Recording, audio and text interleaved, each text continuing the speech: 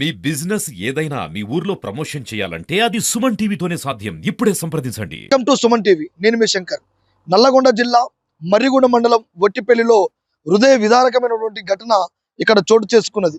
విషయానికి వస్తే మలిగిరెడ్డి మాధవరెడ్డి సుశీలమ్మ ఉన్నటువంటి ఇల్లు, అంటే ఇక్కడ వట్టిపల్లిలో ఉన్నటువంటి ఇల్లుని కూలగొట్టాల కన్న తల్లిదండ్రులు ఉన్నటువంటి ఇల్లును కూలగొట్టాలని ఆలోచన చేసినటువంటి కొడుకు కసాయి కొడుకు అని చెప్పొచ్చు ఆ శ్రీనివాస్ రెడ్డిని. ఇక్కడ ఉన్నటువంటి అంటే నిజంగా కూడా ఆ ఇల్లుని ఎందుకు కూలగొట్టాలనుకుంటున్నాడు, దాని వెనకాల అసలు ఏం జరుగుతుంది, అంటే తల్లిదండ్రులు ఉన్నటువంటి ఇల్లును ఎందుకు కూలగొట్టాలనుకుంటున్న కొడుకు అనే విషయాన్ని పూర్తిగా వాళ్ళ తల్లిదండ్రుల మాటల్లోనే అడిగి తెలుసుకునే ప్రయత్నం చేద్దాం. ప్రస్తుతం వాళ్ళు ఉన్నటువంటి ఇంటి దగ్గర ఉన్నాం, చూడొచ్చు ఆ ఇల్లుని. ఇక్కడ ఉన్నటువంటి వాళ్ళ కన్నా తల్లిదండ్రులు కూడా మనకు విజువల్స్ లో కనపడతా ఉన్నది. వాళ్ళని అడిగి తెలుసుకునే ప్రయత్నం చేద్దాం. ఎందుకు నీ కొడుకు అసలు ఇల్లును కూలగొట్టాలనుకుంటున్నాడు, అంటే కోర్టు నుంచి కావచ్చు, అక్కడ ఉన్నటువంటి నల్గొండ కోర్టు నుంచి కావచ్చు, సుప్రీంకోర్టు నుంచి, ఎక్కడి నుంచి అయినా ఒక నోటీసు ద్వారా ఉన్నటువంటి కన్న తల్లిదండ్రుల ఇల్లును కూలగొట్టాలని చెప్పేసి వాళ్ళు హైకోర్టు మెట్లెక్కినటువంటి ఆ కసాయి కొడుకు యొక్క వార్తను వాళ్ళ తల్లిదండ్రుల మాటల్లోనే అడిగి తెలుసుకునే ప్రయత్నం చేద్దాం. ఒకసారి రండి.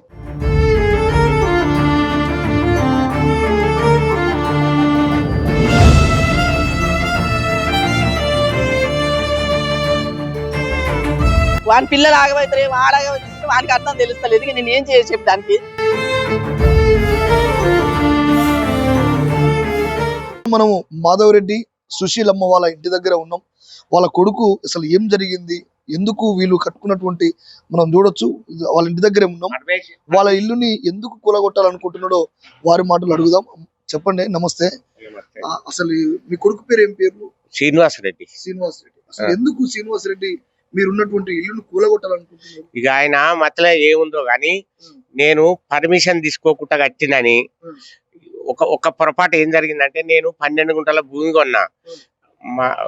కొని అందులో ఒక సుమారుగా 2 గుంటల అందాజల 25 సంవత్సరాల కింద ఇల్లు కట్టినా. ఇల్లు కట్టి వాళ్ళ పెండ్లిళ్ళు చేసిన, అన్ని ఇళ్ళనే చేసినాక ఈ నా జాగల ఆయన ఇట్లా కట్టిండని ఒక 7-8 ఏళ్ల నుంచి మమ్మల్ని సతాయిస్తూ శంకర్ నాయక్ అని ఆ మానవ హక్కుల కమిషన్ నుంచి వచ్చి అన్ని సర్ది చెప్పి బతిలాడి తల్లిదండ్రుల మీద ఇట్లా చేసుడు తప్పు, ఇట్లా చెయ్యొద్దు, అది ఏమన్నా ఉంటే మాట్లాడుకోరి, అన్ని బుజ్జగించి అన్ని చెప్పి పేపర్ ఇప్పుడు ఈ గంటలకు కూడా కొట్టమని వచ్చిండు అన్నట్టు. వస్తే వాళ్ళు చాలా బాధపడారు. తల్లి ఏడ్చింది, నేను ఏడ్చిన. ఇక 4 రోజులు ఊపుకుంటూ ఇప్పుడు హైకోర్టు మెట్టుకు పోయి అలా పేపర్ వచ్చింది. అది లేదు నాయన, వాళ్ళు పెళ్లి చేసినాం, పెద్ద చేసినాం. మాకు 4 రైతులు రుణమైనందుకు 2 ఎకరాల భూమి అమ్ముకుంటే మా మీద కచ్చ కట్టిండాలి. అది ఒకటే తప్ప మేము చేసింది ఏం చేయాలి. అంత కోట్లు వేసిండు. అట్లా కూడా మన పోలీస్ స్టేషన్ పెట్టినాం, చేను జడగొట్టిపోయిండు. జడగొట్టిపోతే కూడా పోలీస్ స్టేషన్ పెట్టి పోలీస్ స్టేషన్ కాడాలి. నాన్న ఏమన్నాడంటే, వద్దురా ఈ కోర్టు అవసరం లేదు నాయన, అది ఇప్పుడు రాదు, మీ పిల్లలు ఆగం చేస్తావురా, 4 ఎకరాలు చేస్తాను ఆయన, 1 ఎకరం నేను ఉంచుకుంటే అసలే నీకు వద్దు భూమి అంటే, నాయన మేము ఎట్లా బతకాలి, కాళ్ళు లేవు రెక్కలు లేవు మాకు. వాళ్ళు ఎన్ని రోజులు పెద్ద చేసిన, వాళ్ళు ఇండ్లు కట్టించిన, ముగ్గురికి 3 ఇండ్లు కట్టించిన పట్టణం వల్ల నిమ్మలంగా బతురు, మేము ఎట్లా బతకాలి, మా బాధ ఏంది. ఇప్పుడు మొత్తం ఎన్ని ఎకరాలు ఉంటది, ఎన్ని గుంటల భూమి ఇది? 12 గుంటల భూమి నాయన, 6 గుంటలు చేసినాం కొని. అంటే మీ 2 కొడుకులకు 6 గుంటలు చేసినాం. చేసి ఒక 2 గుంటలు ఇల్లు కట్టుకున్నాం. అందరు సమస్య వల్లే కట్టిన ఇల్లు. ఆయన పెండ్లి ఇళ్ళనే చేసిన, 3 పెండ్లి ఇళ్ళనే చేసిన. వాని కొడుకు ఇళ్ళనే పుట్టిండు. కొడుకు పుట్టగానే హైదరాబాద్ బత్ అనిపోయిండు. బతకని ఇల్లు నా కొడుకు కదా ఏడ బతింది అనుకున్నా. కానీ ఇంత ఖర్చు పెడితే మేము ఎట్లా బతకాలి? హైదరాబాద్ లో కూడా 3కి వేరు వేరు ఇండ్లు ఉన్నాయి, 3కు ఉన్నాయి. మొత్తం మీకు ఎన్ని ఎకరాల భూమి ఉంది? మరి మాకు 14 ఎకరాల భూమి ఉండే ఆయన. 14 ఎకరాలకు 3 ఎకరాలు నా బిడ్డకి ఇచ్చిన. 11 ఎకరాల 2 ఎకరాలు 9 ఎకరాలు ఉంది. 9 ఎకరాలు ఉంది. ఇప్పుడు 9 ఎకరాలు ఎవరి మీద పట్టు ఉంది? ఆయన పేరు. ఇప్పుడు ఆ 9 ఎకరాల భూమి నీ కొడుకులకి ఇద్దామని మీరు సిద్ధంగా ఉన్నారు? ఓకే. మన అన్నాను ఆయన పోలీస్ స్టేషన్ ఎస్ఐ గుమ్మగా చెప్పిన, 4 ఎకరాలు చేస్తాం ఆయన, పిల్లలు ఆగం చేయకు, మీరు ఆగం అవుతారు. 4 ఎకరాల భూమి చేస్తా, 1 ఎకరం మా అమ్మ పేరు మీద నా పేరు మీద 1 ఎకరం ఉంచుకుంటాను ఆయన అని చెప్తే, వద్దొద్దు నీ కోట్లనే చూసుకుంటాను, నేను నాకు అవసరం లేదు, నీకు సెంటు భూమి కూడా వద్దు, రూపాయి పైసలు వద్దు అంటే ఎట్లా బతకాలి మేము? మమ్మల్ని రోడ్డు మీద పట్టిన ఇల్లు కట్టుకొని ఇల్లు ఉందామంటే కూలగొట్టి ఎట్టపోతే నేను వస్తాను ఆయనకి ఇయ్యనంటలేను. ఆయన ఇప్పుడు వచ్చినా ఇల్లు ఇస్తా, కూలగొట్టి ఎందుకు? మరి ఇల్లును కూడా నీకే ఇస్తా, కానీ ఇల్లును మాత్రం కూలగొట్టొద్దు. మేము కన్న బాధలు పట్టి కట్టుకున్నాను, ఆయన ఇల్లు కూలగొడితే ఏమొస్తుంది? మేము ఎట్లా బతకాలి? ఇద్దరికి హక్కు ఉందని చెప్తున్నా నేను. కావాలంటే ఇంకొక్కరికి ఆయన ఇస్తా ఇల్లుని ఇప్పుడు కావాలంటే, కానీ నన్ను ఇబ్బంది పెట్టదు. నేను ఉన్నంత సేపు ఉండని, నేను పోయినాక నీకు రాసి పెడతా. అట్లా కూడా మమ్మల్ని ఇబ్బంది పెట్టొద్దు నాన్న. మేము ఇబ్బంది పెడితే ఎట్లా పోం? మేము కాళ్ళు లేవు రెక్కలు 70 ఏళ్ళు నాకు వచ్చి 72 ఏళ్ళు ఆయనకు వచ్చి ఎక్కడ పోం మేము ఇప్పుడు? మా ఇబ్బందులు ఏంది 2 ఎకరాలు అమ్మి రుణం ఆయన చేసిన అప్పులు కొన్ని ఉన్నాయి, మేము చేసిన అప్పులు కొన్ని ఉన్నాయి. ఆర్థిక పరిస్థితి బాగాలేక అమ్ముకొని అప్పులు తీర్పినాం. అప్పులు తీర్పేటప్పుడు కూడా నాయన కాలు నొప్పులు వచ్చినాయిరా, కరోనా వచ్చిందిరా, నాయనకి ఇబ్బంది ఉందిరా, అప్పులు వచ్చినాయిరా, మీ నాయన ఇట్లా కూడా మీ నాయన చేస్తే పీనిగా కూడా లేవని రా, మనం పిటికిలు పెరగడం సంసారం చేసినాం, ఇజ్జత్ పోద్ది అని కూడా చెప్పిన. మీ ఇష్టం ఏమైనా చేసుకో అన్నాడు. ఏమైనా చేసుకో అంటే ఇంటికి వచ్చి ఇట్లా చేసినాం మేము. చేస్తా నేను సంతకం పెట్టకుండా అమ్మి నీకు చిన్న కొడుకు ఇచ్చినాం అంటాడు. ఆయనకి ఇయ్యలేదురా, నేను ఏ ప్రమాణం చేయమని చేస్తారా, అందరు నాకు సమానమేరా అంటే నువ్వు మస్తగా చేస్తా ప్రమాణం అంటే ఇంకా నేను ఏం చేయదానికి. అంటే ప్రూఫ్ తో సహా ఉంది కదా, ఉన్నటువంటి భూమిని ఇద్దరికి సరి సమానంగా మీకు ఒకటే దగ్గర ఉన్నది భూమి, ఉన్న భూమిలోనే మీరు ఇంత ఇల్లు కట్టుకున్నారు. దర్శాలు ఈ ఉన్న భూమి ఇదే ఇల్లు. ఈ ఇల్లును కూలగొడదామని మీ పెద్ద కొడుకు శ్రీనివాస్ అంటున్నాడు. ఇల్లు కూలగొట్టాలి, ఇల్లు ఉండొద్దు. నా దాంట్లో అక్రమంగా ఇల్లు కట్టారు అంటే అక్రమంగా ఎట్లా కట్టినట్టు మేము ఇల్లు అందరు ఉన్నప్పుడు అందరు సమస్యలే కట్టిన ఇల్లు. నీ పెళ్లి చేసినా, నీ కొడుకు పుట్టిండు, ఆన్ పెళ్లి చేసిన, ఈయన పెళ్లి చేసిన, అందరు చేసినా మీరు పండుగ పబ్బ అంటే రమ్మన్నా, నేను వద్దంటలేను, నేను వచ్చి ఉండమంటున్నా. 4 రోజులు అమ్మ నాయన రావాలి, వచ్చి చూసిపోవాలి, కానీ మమ్మల్ని ఏది కాకుండా మిమ్మల్ని ఇంట్లో కూడా కొడతా అంటే ఎక్కడ పోను ఆయన మేము చెప్పు. అది పరిస్థితి మాది. మేమంటే 4 రోజులు సస్తాం, వీడు ఎట్లా చేసి ఆగమవుతాడో ఏమో, నాకు ఆంతో బాధ ఉంది. వాని పిల్లలు ఆగమవుతారు ఏమో, ఆడగమవుతాడు వానికి అర్థం తెలుస్తలేదు. నేను ఏం చేసి చెప్పి దానికి ఇన్ని ఇబ్బందులు పెడుతుండు.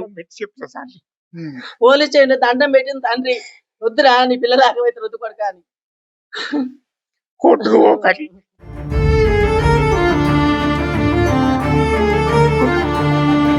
చూశారు కదా, నిజంగా కూడా కన్న కొడుకు బిడ్డైనా కొడుకులైనా ఎవరైనా ఉన్నటువంటి ఆస్తిని సమానంగా పంచాలని చెప్పేసి ఎవరైనా అనుకుంటాం.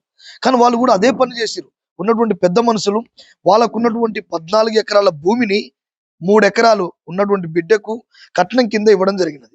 ఉన్న 2 ఎకరాల భూమిని అప్పులు కావచ్చు, అనారోగ్య పరిస్థితులు కావచ్చు, వాళ్ళకున్నటువంటి ఆ అప్పుల్ని గర్వంగా బతకాలని చెప్పేసి, ఊర్లో మంచిగా ఉండాలని చెప్పేసి వాళ్ళు ఆ 2 ఎకరాల భూమిని అమ్మి ఉన్నటువంటి కట్నానికి అప్పులు తీర్పుకోవడం జరిగింది. అంతేకాదు ఉన్నటువంటి 9 ఎకరాల భూమిని కూడా ఆ ఇద్దరు కొడుకులకు సమానంగా పంచుతానని చెప్పేసి చెప్పడం జరుగుతుంది. ఇదే కాదు, హైదరాబాద్ లో కూడా ఉన్నటువంటి 2 కొడుకులకు కావచ్చు, బిడ్డకు కావచ్చు, ముగ్గురికి కూడా అద్భుతంగా మంచిగా ఇల్లు కట్టుకొని ఉన్నారు. కట్టించినటువంటి వ్యక్తులు వీళ్ళే. ఇంకా కూడా బియ్యం రెడ్డిలో ప్లాట్ అమ్మి కూడా వాళ్ళు ఇల్లు కట్టడం జరిగింది. ఇంత చేసినా కూడా ఇక్కడ ఊర్లో ఉన్నటువంటి, మనం అదే లొకేషన్ ఉన్నాం, ఈ ఊర్లో ఉన్నటువంటి ఈ భూమిని చూసుకోవచ్చు. ఈ ఉన్నటువంటి 8 గుంటల భూమిని,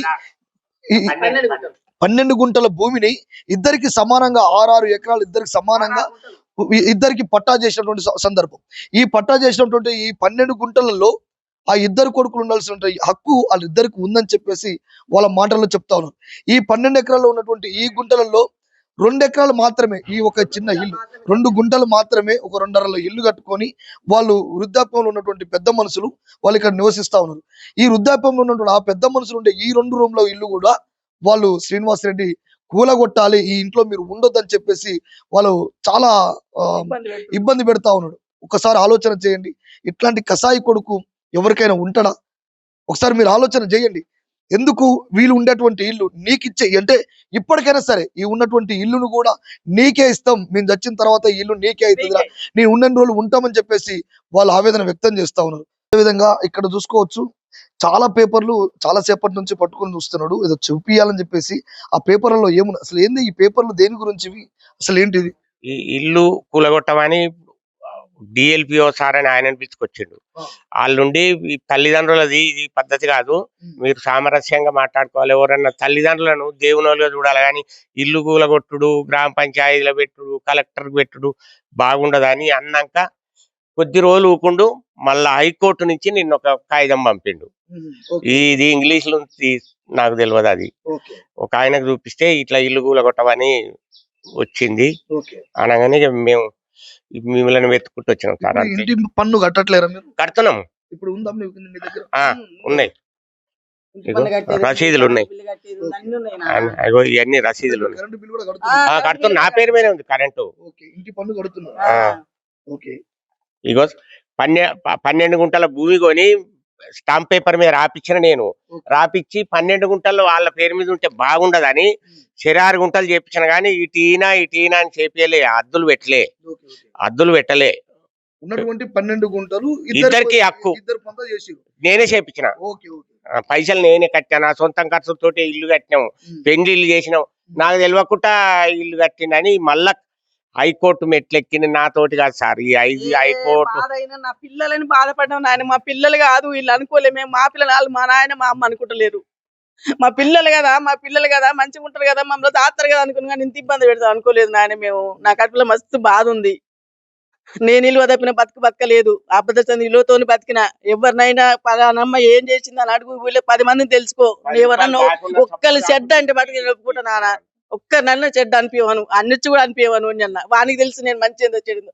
ఇప్పుడు ఇట్లా ఎందుకు తయారైందో, సైకో తయారైన ఎందుకు తయారైనా అర్థమైతలేదు నాన్న నాకు. అట్లా అది పరిస్థితి. పంచాయతీకి వచ్చి మీటింగ్ పెట్టమని ఏమన్నా అన్యాయం జరిగితే నేను ఊళ్ళో 100 మందిని తెలుసుకోను. మీ అమ్మ మీ నాయన మంచోళ్ళు కాదంటే ఇప్పుడే వెళ్ళిపోతాను ఇంటి నుంచి. అంత ఖర్చు ఎందుకు వాని అమ్మ దగ్గర.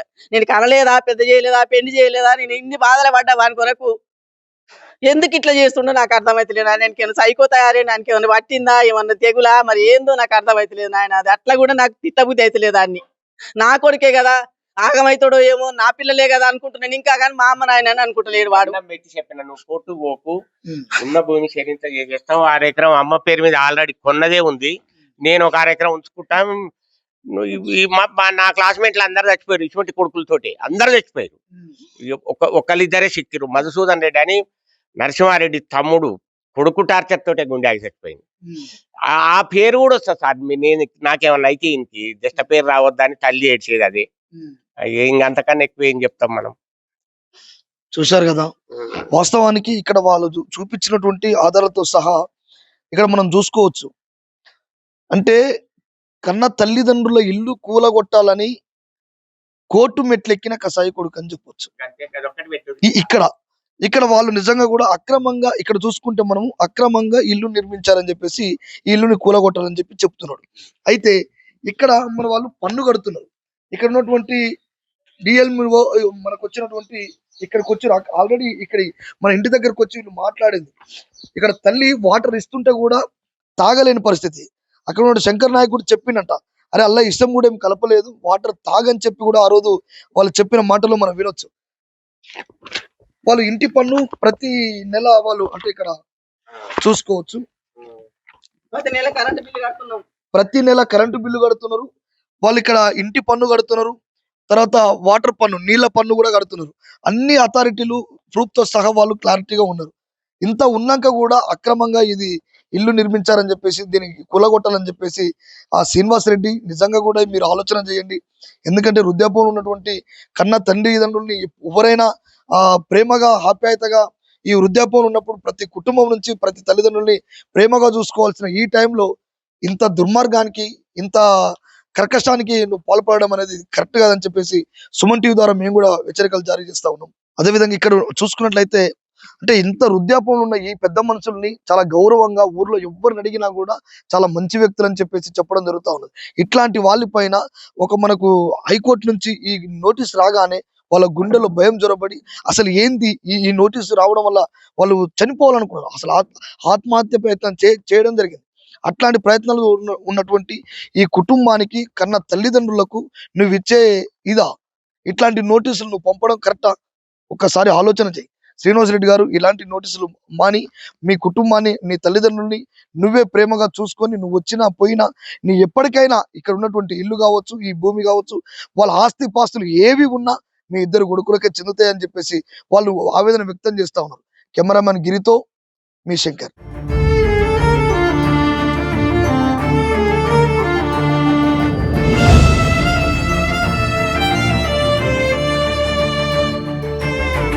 వాని పిల్లలు ఆగమవుతారు, ఆడగవుతారు, వానికి అర్థం తెలుస్తలేదు. నేను ఏం చేసి చెప్పడానికి